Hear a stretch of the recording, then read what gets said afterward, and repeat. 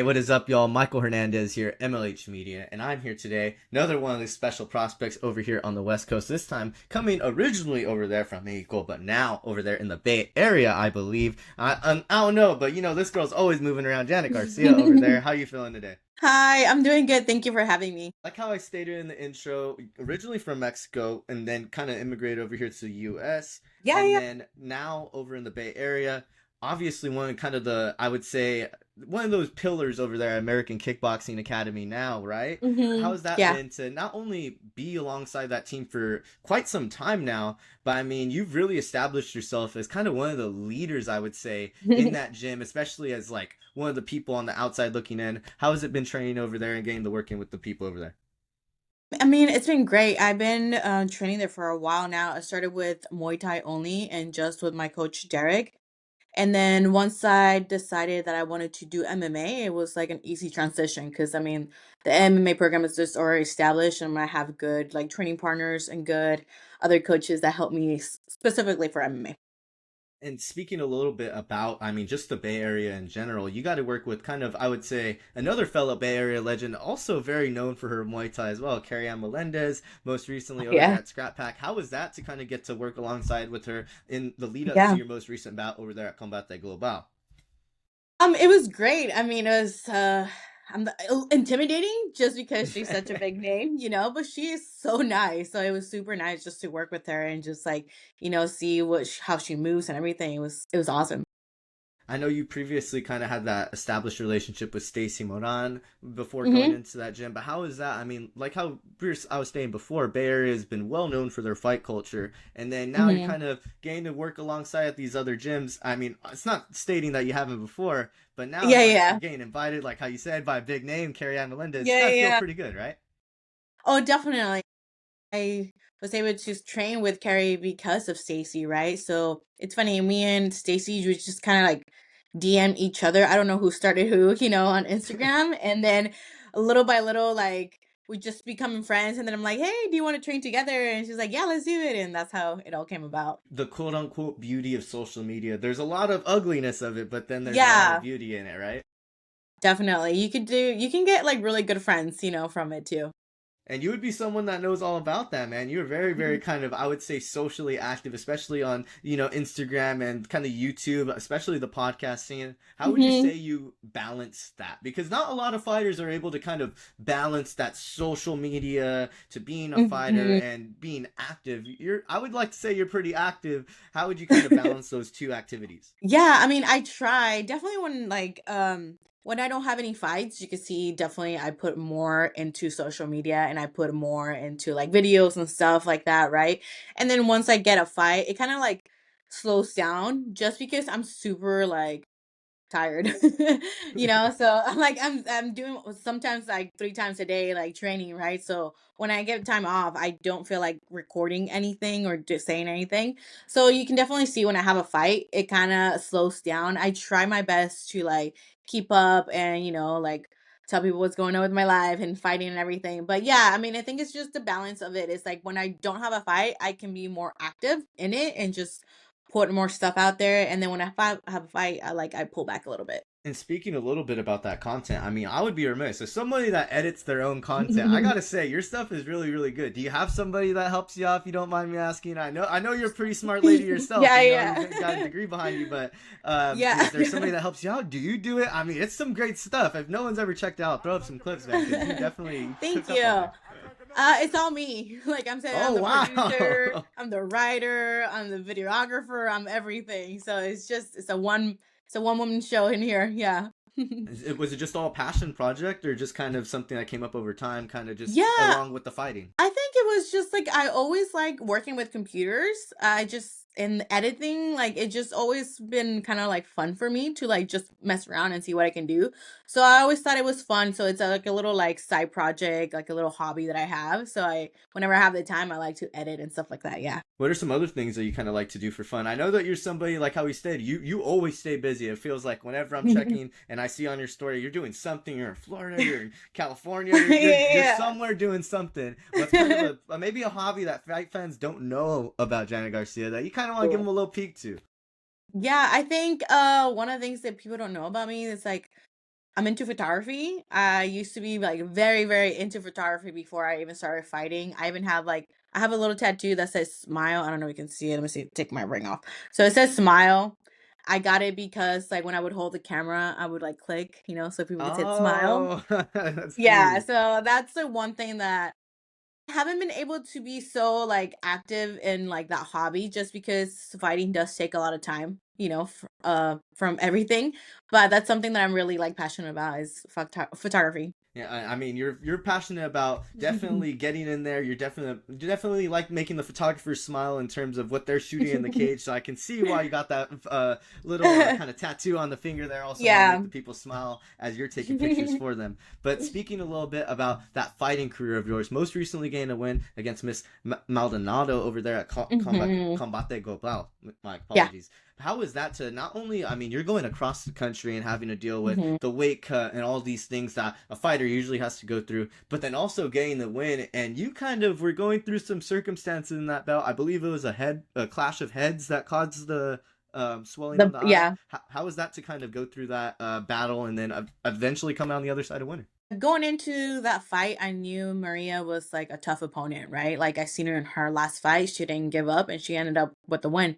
So I knew what I was going in there for. I knew it was going to be a hard battle, right? She's a Mexican fighter and Mexican fighters, we're known for like giving it everything, right? We're not going to back down. So right from the get-go, I knew this is going to be a hard fight. It's not going to be a walk in the park. She's going to come and she's going to be game. With the headbutt, I felt it right away. I think it was the last minute or so of the first round. Um, I think I came in with an overhand right or something like that, and she came in, and we just like I don't know, you can still see it. It's still like right there. Yeah. Yeah. So she came in and we just clashed each other, and right from there, like I knew right away because I started feeling like hot stuff coming down my cheek, and I'm like, I'm cut. I'm like, God Any damn it, I'm fighter cut. knows exactly what you're talking Yeah. about I was because like, it oh feels like a oh shit. I feel like that's the yes, best way to describe it. It's like a oh shit, okay. And you want yes. so So. bad to like your body so bad wants to react to like just to go at them, but you kind of have to tell Mhm. yourself like, all right, I got 2 more minutes, or okay, I got 3 more minutes in this Yeah. round. Actually, for me, I think Oh, it was the opposite because like I didn't know where the cut was. I just knew it was like falling, right? So my first thought was like, oh, it better not be a bad cut. And I heard the like I don't think I heard like the 30 seconds. Somebody yell at 30 seconds, so I just like I wanted to hurt her, right? Because I didn't know like how bad the cut was, if they were you are gonna right. It was stop it. towards Like, the end of oh that yeah, round. it was Yeah. like all of that, it felt like it happened so fast, yet time kind of slowed down at the same time, right? Because I was having all these thoughts and I'm like, oh, I need to hurt her, right? So like I wanted to hurt her really bad in that moment. I was pissed. I was like, oh my God, I got fucking cut. Yeah. Well, a hell of a recovery, and I mean, even the doctors, I believe, in the corner, kind of were. If you watch it back, they're a little remiss Hmm. at how fast it kind of was able to close up a little bit, because it did, Yeah. like how in the moment it did seem like it was possibly going to be something that intruded into the fight going forward, but we're Yeah. able to go ahead, recover, get the win. What's next for you, though? I know you love to stay active. I know you're somebody that Hmm. wants to continue your activity in terms of the MMA scene. Is there a chance we see you back in that Combate La Jaula pretty soon? I haven't talked to them yet. We have to figure out when I'm gonna be coming back or what's the next thing, right? But right now I think I'm gonna go into a competition for Worlds, Master Worlds in Las Vegas. So me and my husband are talking about that. I'm like, I think if I don't get a fight schedule out, like I'm definitely just gonna do that. So that's my next thing. Yeah.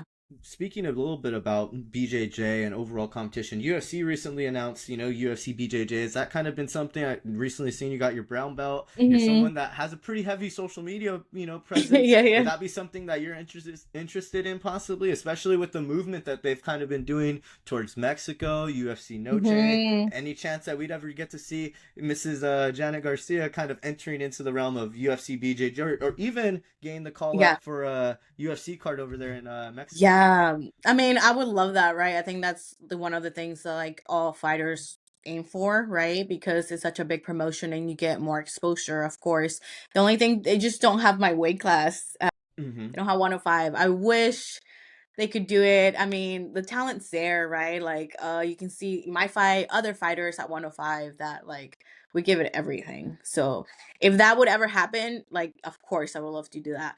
And also for jujitsu, I'm always down. You know, like I love jujitsu. I know I don't show it a lot because I'm a heavy striker and I really like the stand up, but I love jujitsu. Jujitsu is so fun for me.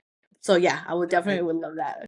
and yeah, and like how you stated, they don't have that atom weight class yet, and that's something I've spoken even to prospects such as Corey McKenna, who recently was Hmm. kind of in the UFC at 115. I know that that's kind of a tricky situation for a fighter like yourself to be in, you know. But what would kind of the reaction be if you were to get that call to go up to 115? Would that be something? Because I know you've competed in Muay Thai, you Hmm. kind of have moved around in weight in terms of that. Is it Yeah. just that much different with the MMA? You would kind of say, or would that be Yeah. something you're interested in? I think for Muay Thai, the highest I think I went up to was 112, right? And I think that will be the highest I would go up to. With MMA, it's a little bit trickier just because I know how much girls are cutting to 115, you know, and they're walking like 130. I'm like, I'm not walking like that. I'm walking, the most I walk around is like maybe like 120, 121, you know? So it's not like I'm gonna gain all this muscle that, and if I ever do that jump, it has to be like, I have to prepare for that. I have to gain muscle for that so I can gain some muscle so I can cut to 115. So it will be a lot of trickiness to it. I think, yeah, I don't know. I'm not gonna say never, right? Maybe for the right opponent, I would, but yeah, it's a little tricky for that. 100%. And I feel like how you stated, it's something that a lot of fans may not look into as much, but it's something Yeah. that I definitely wanted to kind of see, especially piquing your interest with the way that UFC is approaching that Mexico market so heavily. I know Yeah. you obviously have a lot of love for your Mexican people, but then I mean, got a lot of love for your Bay Area people as well. We're Oh over there at Fight yeah. Night San Jose. How was that to Hmm. get to perform in front of? I mean, what is kind of became a almost home base for you over there in San Jose in the Bay Area, like how I stated a little bit earlier. Any chance that we may get to see you maybe back over there, maybe you fighting over there in front of the fight night at the tech crowd? Yeah, I mean, I would love to come back, right? I was training to fight back in March for them and for MMA. They were just couldn't get me an opponent secure for that fight, right? A lot of things go into it, but definitely I would love to come and fight in front of my family and friends here in San Jose. I would love it. It would be a dream come true to do it. Yeah. Obviously, a lot goes into any sort of training camp. A lot goes into any sort of fight camp. I know that you had a lot of people supporting you over there in San Jose, watching you all the way across the country over there in Florida. Anybody else that you kind of really wanted to thank in this last sector of the call here today that was just really instrumental in the lead up to your camp against Maria Maldonado and potentially going to be leading forward as you continue this MMA career? Well, I mean, first of all, my coaches, right? Because they they give all their time to me, you know, like Coach Derek, my coach Adam, he's like one of my main coaches for MMA. He's able to like he was able to change my game up in the MMA scene, you know, like he gives me all the details. My husband, he's also like my coach, jujitsu. God, I have so many people to thank. My friends, my family, my teammates. You know, shout out to my family in Mexico that was able to watch the fight, which I felt so like happy they were able to watch the fight there. You know, my some of my sponsors like Days, thanks, shout out to them. Last Round Pizza in San Jose, go check it out. They're awesome. Yeah. But pretty much all family and friends, teammates here, like I'm in the cage alone, but it takes like really a village just to get me to that point. Like a lot of things, a lot of people sacrifice a lot for me to be able to like achieve this dream and fight for. And I love that you kind of carry that message of, it takes a whole village of going into that cage, because that is something, even looking at your posts, even looking into the fight camp, you were very grateful for all the support you did receive. So it is great to see fighters kind of reciprocating that back, reciprocating that love back, and getting to see that gratefulness out of a mixed martial artist. Thank you so much for your time today, Janet. It was an absolute pleasure getting to speak to you after your win. We were hopefully looking to get to see you in either La Yeah. Jaula, either in the ring over there for San Jose, wherever it may be, wherever the action is going down. We know that you are going to be putting some absolute violence in that cage, because oh my gosh, that last fight was absolutely amazing. Make sure, if you have Yay! not yet, fight fans, to go ahead and check it out on YouTube. I believe Combate Global already uploaded your last fight, so you They can go did. ahead and check it out now. Thank you so much for your time once again. Michael Hernandez here, MLH Media, signing out with Janet I thank you Garcia. so much.